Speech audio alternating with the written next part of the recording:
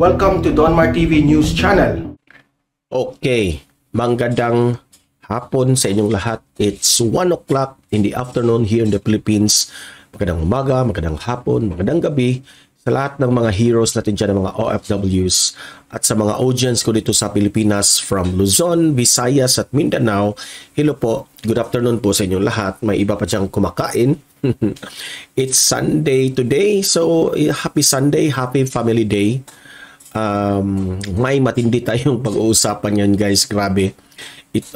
Una, okay, bakit matindi itong ating mga topics ngayon? Kasi una, this Sunday, ito ang unang balitang nakita ko, no? Na may isang may nadiskubre yung pinalit kay General Bantag, Director General, si Katapang, may nadiskubre sa loob ng bilibid na may paghuhukay na nangyayari. Ayan o, makikita nyo sa picture natin, ang laki ng hinukay sa loob ng New Bilibid. Okay? So, yan ang pag-uusapan natin. Alamin natin kung totoo ba ito, kung ginawa ba ito, sinadya ba ito. Pag-uusapan natin yan. Okay? Pangalawa nating pag-uusapan ay, grabe guys, itong si Remulla sumagot sa mga salaysay ni General Bantag. Okay? So, mukha yatang nagkainitan na ito. Ngunit itatalakay natin ito, okay? Bago natin ito itatalakay, help me guys na i-like at i-share ang ating video sa ating Facebook at YouTube. Okay? Sabay-sabay tayong mag-like and share. 1, 2, 3, go! Thank you very much. And also guys, itong Donmar TV, please subscribe and please follow para lagi kayong updated dito sa Facebook at YouTube. Okay? Sabay-sabay tayong mag-follow and subscribe. 1, 2, 3, go! Thank you very much. Itong una nating pag-uusapan, no?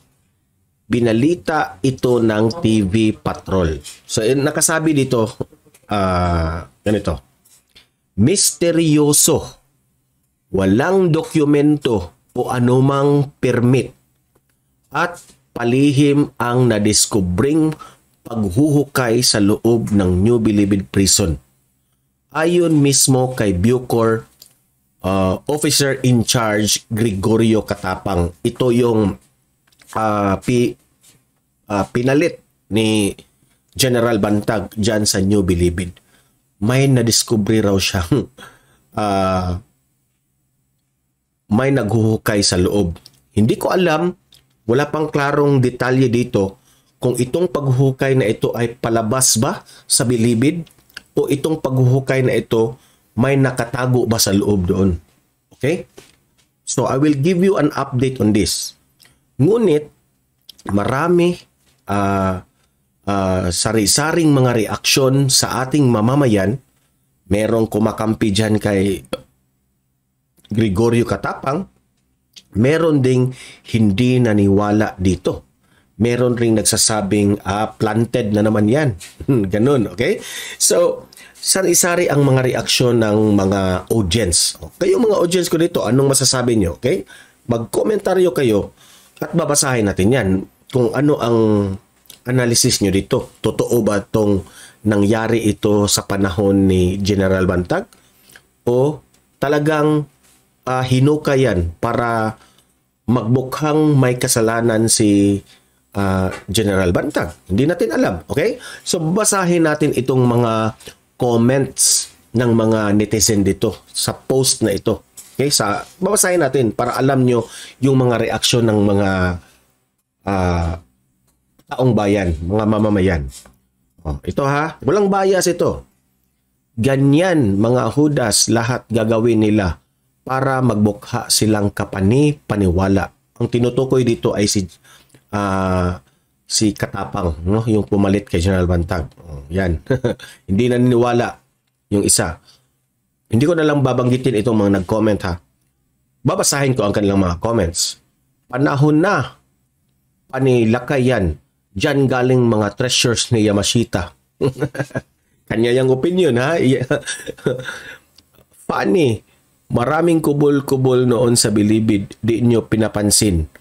yang hukay napansin nyo. Sinagot naman ni Bantag, ano yung hukay na yan? Totoo na nga naman, di ba? Bakit ngayon pa yan napansin yung paghuhukay na yan, no? Na meron ng mga grabe nang nangyari. Ha ha ha. Baka next listaan ni natrangkaso ka na uy, hindi ko na grabe na itong mga hindi ko na maintindihan yung kanyang comment. Tagal na yata naglumot na sa taas. Tas yung sinagot ni Sir Bantag na gagawin nila sanang diving spot ang mga kubol. Hindi ba nakita yon ni Rimulya? Ilang beses siyang pabalik-balik sa NBP. Daming ang mga men in uniform and pumupunta dyan. Ang ibig niyang sabihin dito ay pabalik-balik nang pumunta dyan si Rimulya sa New Bilibid. Ngunit bakit hindi raw niya nakita itong malaking hukay dyan sa loob sa New Bilibid? Bakit ngayon lang? Di ba? So ito yung mga comments ng mga netizens, no? Ay nako, nasa Bucor na ang mga nagpabagsak sa ama niya. Ay nako, remember, BBM, please isipin mo ang boto na 31 million. Oh, yan ang sabi ni Kagwayan Balungay. Okay. So sa akin, opinion ko dito, okay? Mag-opinion ako. Posible na planted ito. Okay? Posible rin na nandyan na yan dati sa panahon ni General Bantag. Ngunit, hindi lang natin alam kung ano ang purpose dito. Baka binigyan ng malis dyan. No? So, ayan, malaking hukay na diskubre sa loob ng Bilibid.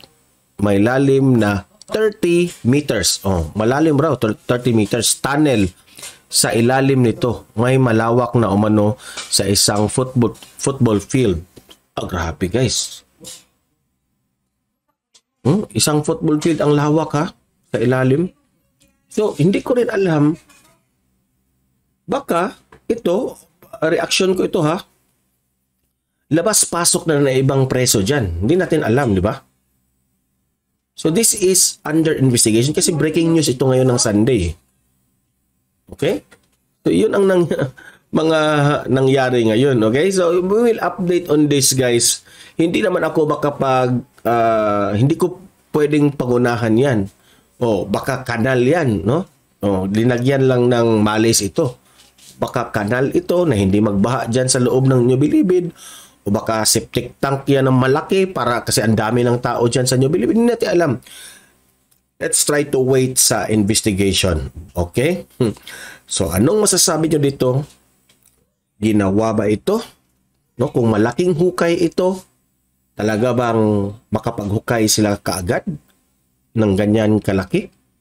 No? Na i-planted nila si General Bantag? Ganyan. Marami tayong mag-comment, mag-react, at babasahin natin ang inyong mga comment, okay? Kung magaling kayong mag-analyze tungkol dito, okay? Mukhang lumawak talaga itong storya na itong tungkol sa Percy Lapid series, okay? So, punta tayo dito sa next topic natin. Kung matatandaan natin, itong si General Bantag, nagsasalaysay, nagpa-press media ito, na sinagot niya ang mga hamon ni Rimulya, no? Sabi kasi ni Rimulya na face the charges.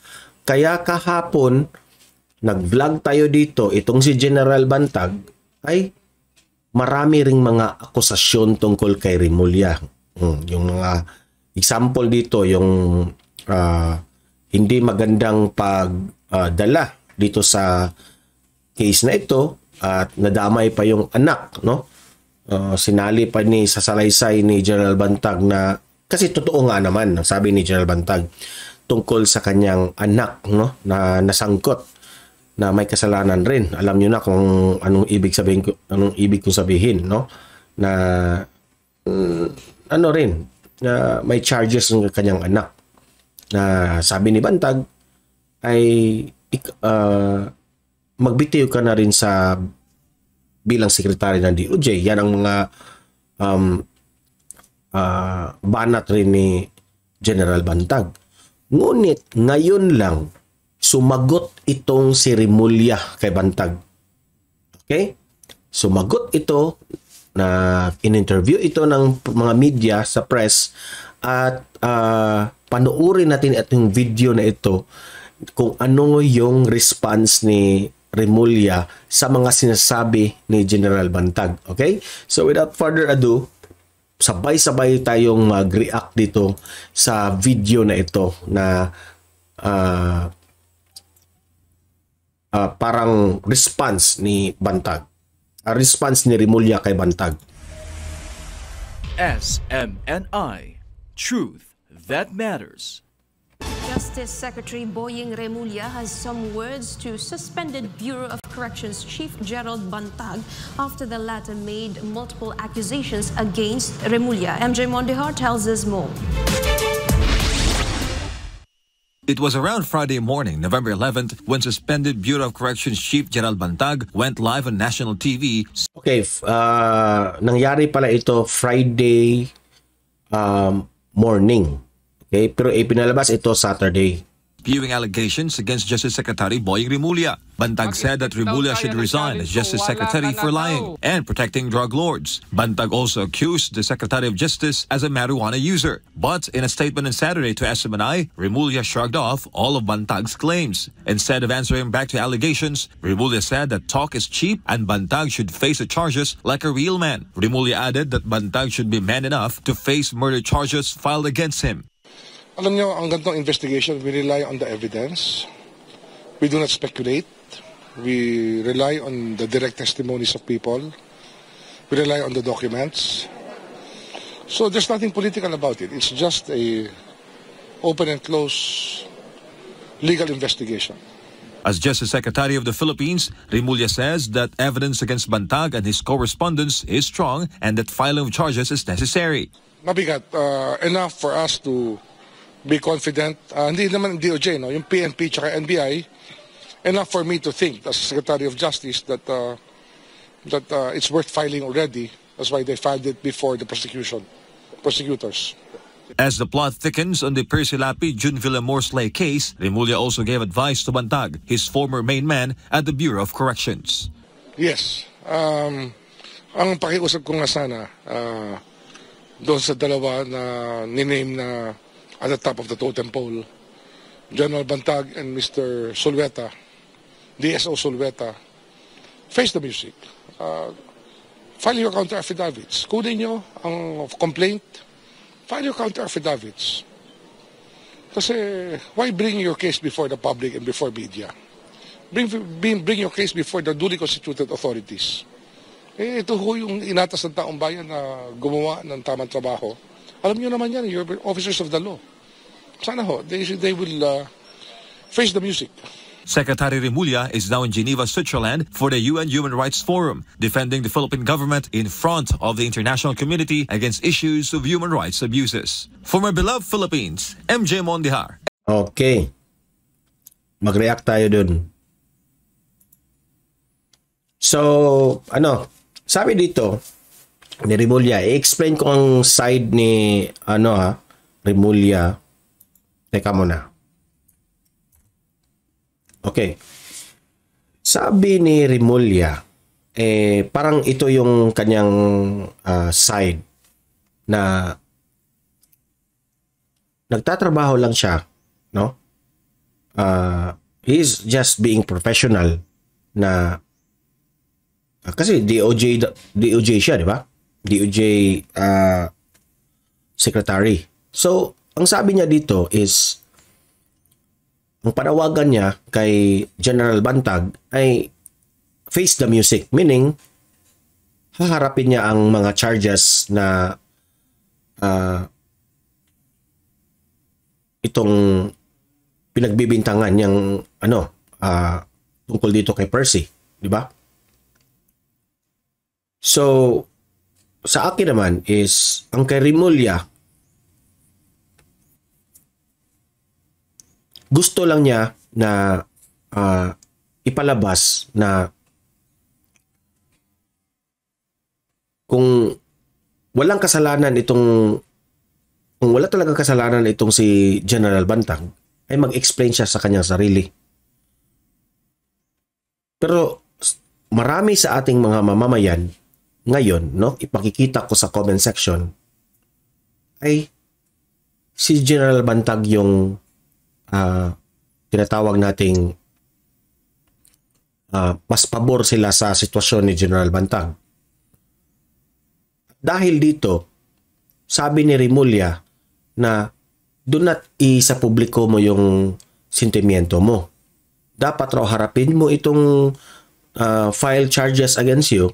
Pwede kang mag-file ng counter affidavit kasi karapatan mo yun. Yan ang sabi ni Remulla, no?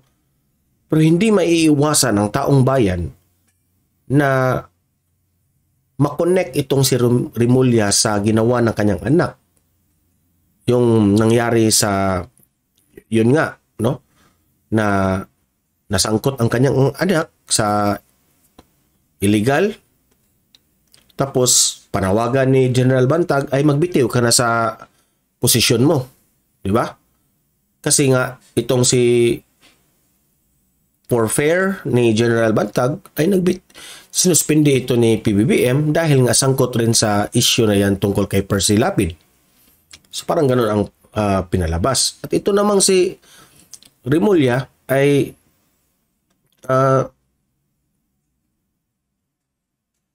ayun nga, gusto niyang itong si General Bantag ay magpakita na. Itong si Remulla, no, analysis ko ito, ay talagang pinipilit niya ang sarili niya na maging professional dito sa issue na ito. Kahit nga binabanatan siya kay General Bantag yung nung Friday at linabas nung Saturday, no? Grabe yung mga akusasyon ni General Bantag sa kanya. Hindi niya pinatulan si General Bantag. Sabi niya, hindi ko na yan papatulan. Nananawagan pa rin siya kay General Bantag na magpakita na. Okay? Which is sa akin naman, itong si General Bantag ay hindi naman nagtatago. Di ba? So, yan, sabi ni Remulla, file counter affidavit. Okay? So, kayong mga audience ko dito, sari-sari, meron kayong sari-saring opinion tungkol dito sa issue na ito kasi delicate itong issue na ito eh. Hindi tayo makapag-judge kaagad. No? So, sa nakikita natin sa video ni General Bantag, no? Talagang makikita natin na talagang he is very angry of what happened. No? Kasi ang nakikita ko naman kay Remulla ay pinipilit nga niyang maging professional dito sa paghawak ng pangyayari dito sa Percy Lapid.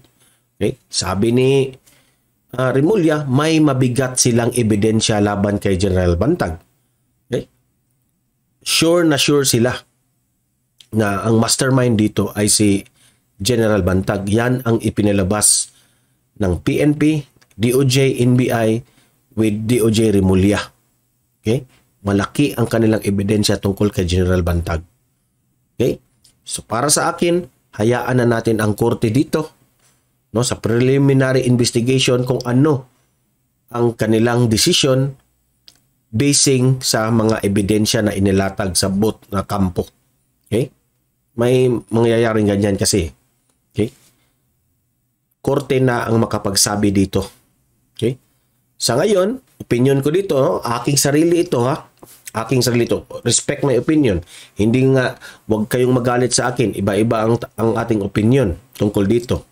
Para sa akin, no? Nakikita ko sa, I might be wrong with this statement, but sasabihin ko lang ang opinion ko, ha? Na posibleng, hindi posibleng. Para sa akin, paniniwala ko ito na walang kasalanan itong si General Bantag. Okay? Paniniwala ko yan. Ang sa akin lang siguro is ginawa ito kay General Bantag, no? Kasi maraming mga malalaking sindikato dyan sa loob ng Bilibid. At siya yung idiniin dito. Okay? Pinasangkot siya dito tungkol kay Percy Lapid. Okay? Yan ang analysis ko yan. Pero I might be wrong with that. Okay? So kayo mga audience ko dito, libre kayong mag-speculate rin, libre kayong mag-analyze rin, pero hindi tayo makapag-conclude, hindi tayo makapag-judge dyan. Okay? So, comment, react dito sa video natin at babasahin natin yan. Okay? Patuloy natin ipaglaban natin mga great leaders sa Pilipinas, ang ating Presidente Bongbong Marcos, itong si Vice President Inday Sara Duterte, at happy Sunday sa inyong lahat. See you in my next video. Have a blessed day. God bless everyone.